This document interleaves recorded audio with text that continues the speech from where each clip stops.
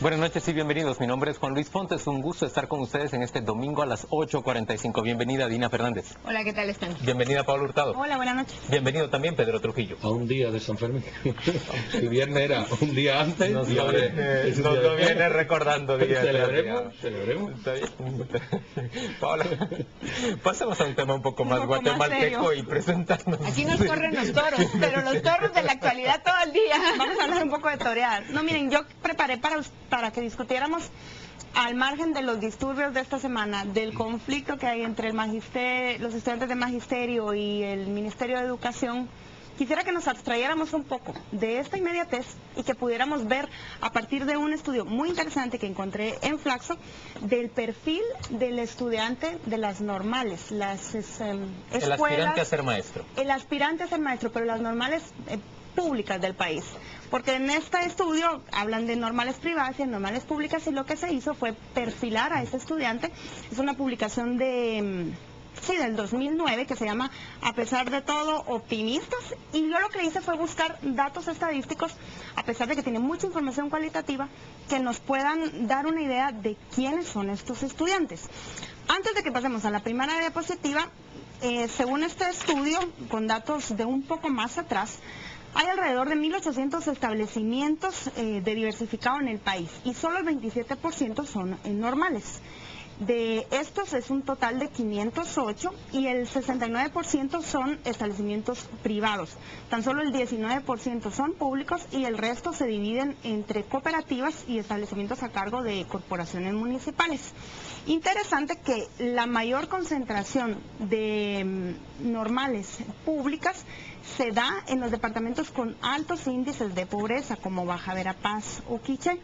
Y también, como dato histórico, porque vamos a hablar de normales, normales son como estos establecimientos que forman maestros, ya sea públicos o privados, pero el primero se creó entre 1871 y 1875 por el gobierno liberal de Justo Rufino Barrios, y fue lo que se convirtió en la Escuela Normal Central para varones, y le siguieron otros departamentales hasta que después de la Revolución del 44 se creó la primera normal mixta, que es ahora el Instituto Rafael Akeche. Bueno, ahí sí, regreso a la actualidad, fue de los protagonistas junto con la normal para varones de los acontecimientos de esta semana. Y también otro dato, antes de que veamos eso, es de que desde 1961 se amplió 3 años la carrera del magisterio. Antes estaba 2 años, igual que el bachillerato. Y bueno, a partir de eso miremos esta primera diapositiva. El perfil de los estudiantes, ¿cómo están distribuida la proporción? 60%, quizás un poco más, entre 60 y 66, lo conforman mujeres. El 5% de ellas ya es madre. Lo plantean como una opción para adolescentes mujeres de estratos económicos medios y bajos, o varones de estratos marcadamente bajos. Ya les digo por qué la diferencia de nivel socioeconómico entre hombres y mujeres. Interesante que el 22% de los hombres tiene entre 20 y 22 años, versus el 12% de las niñas que tiene esa edad, y alrededor de un 3% tienen más de 22 años. El 46% de los chicos realiza una actividad remunerada, o sea que tiene un trabajo por el que obtiene una paga mensual, versus el 21% de las niñas. Y el 16% de los varones de esa muestra se sostiene a sí mismo. En el caso de las niñas es solamente un 4%. También se plantea que los salarios bajos y el escaso reconocimiento explican esa poca atracción que sienten los hombres hacia la carrera del magisterio. Tal vez regresamos a esa primera diapositiva.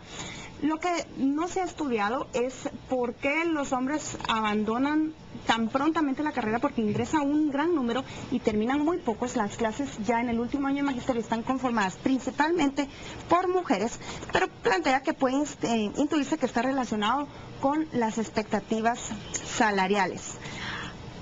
Esta muestra se hizo en 2 fases, una en el 2005, a finales de ese año, que tomó como muestra 450 estudiantes de magisterio de diferentes puntos del país, y 2003. Y la segunda parte se hizo en un muestreo en el 2005 entre 125 estudiantes de normales de Zacatepeques, de Guatemala, de Chimaltenango y también de las Verapaces, de las 2 Verapaces. Vamos a la otra diapositiva. Otros datos sobre el perfil de los estudiantes. Los estudios de magisterio, se plantea, son la alternativa para un alto número de adolescentes cuyos padres tienen muy bajo baja escolaridad. Sin embargo, la escolaridad de los padres de los hombres es menor que la de las niñas. 1 de cada 2 varones tenía madres o padres que no completaron la primaria. Y las niñas, en cambio, tienen más padres y madres que sí terminaron el diversificado, un 29% versus los niños. Solo el 5% de los entrevistados tenía padres que habían concluido su formación universitaria. Y el 43% de los padres de estos chicos se dedicaba a labores agrícolas. Es bien alta también la cantidad de entrevistados que dijeron que sus madres se dedicaban solamente a labores domésticas.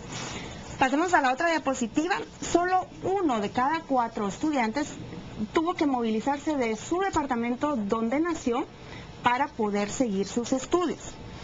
Esto es interesante. 13% únicamente se identificó como maya, sobre todo las niñas. 9% de las niñas únicamente dijeron ser de una etnia maya.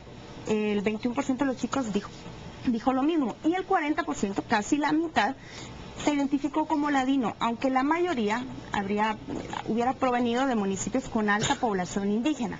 Y se explica que la negación o la identificación más viene por la negación, por no usar el traje o por no hablar el idioma, más que por las características ladinas. Y también llama la atención de que hay una seria fragmentación entre la etnia y el género que ya se nota en las carreras del magisterio entre los estudiantes, que sería interesante evaluar. Ahora, ¿por qué estudian magisterio? Esta es la penúltima parte. El 63% se considera que tiene vocación